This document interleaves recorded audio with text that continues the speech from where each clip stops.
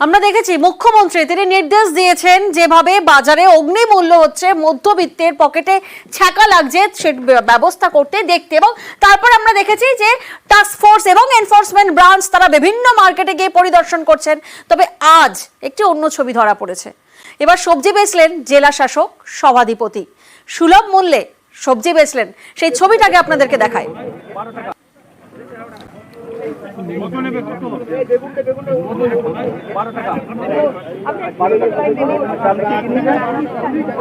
বর্ধমান শহরে সুলভ মূল্যে সবজি বিক্রি হচ্ছে এবং বিক্রি করছেন কে? জেলা শাসক। বিক্রি করছেন কে? সভাধিপতি। মুখ্যমন্ত্রীর নির্দেশ, মুখ্যমন্ত্রীর হুঁশিয়ারি, তারপরে অন্য এক ছবি ধরা পড়েছে বর্ধমান শহরে।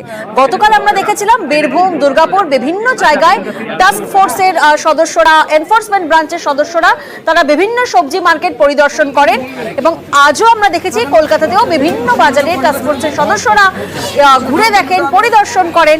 এবং আজ পূর্ব বর্ধমান জেলা পরিষদের উদ্যোগে সুলভ মূল্যে সবজি বিক্রি হয়।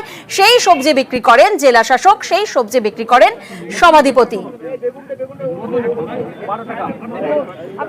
প্রতিনিধি শরদিন্দু এই মুহূর্তে আমাদের সঙ্গে রয়েছেন।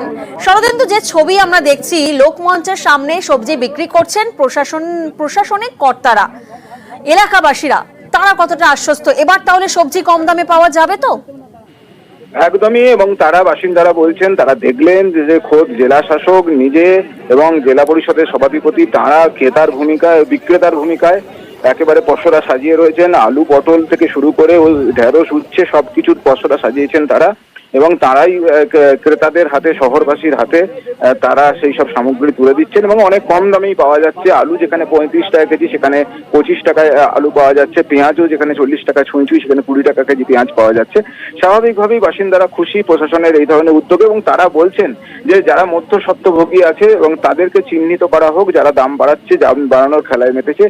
প্রশাসন এই যে বিক্রি করছে, অর্থাৎ সুলভ মূল্যে যে বিক্রি করছে, তার পাশাপাশি বাজারেও টাস্ক ফোর্স সানাদিক, এবং যেখানে যারা মুনাফা লুটতে চাইছে তাদের বিরুদ্ধে ব্যবস্থা নিক। প্রশাসনের পক্ষ থেকেও জানানো হয়েছে এই বাজার শুধু আজকে একদিনের জন্য নয়, আগামী কয়েকদিনও সেই বাজার চলবে, সুলভ মূল্যের বাজার, এবং এর ফলে বাজারের যে সবজির দাম অনেক বেশি বেড়ে গেছে তা নিয়ন্ত্রণে আনা অনেকটা সম্ভব হবে, এমনটাই মনে করছেন জেলা প্রশাসন। একেবারে জেলা শাসক কে রাধিকায়ার কি বলছেন শোনাবো আপনাদের। माननीय मुख्यमंत्री मैडम যেরকম নির্দেশ দিয়েছেন কি অনেকটা হোলসেল এন্ড রিটেল প্রাইস আমাদের এসেনশিয়াল যে সবজিগুলো আছে তার দাম, আলু পেঁয়াজ যারা মানে একদম মানে পুয়ারেস্ট অফ দ্য পুয়ার যারা কিনে তাদের খুবই বেশি হয়ে যাচ্ছে গ্যাপটা।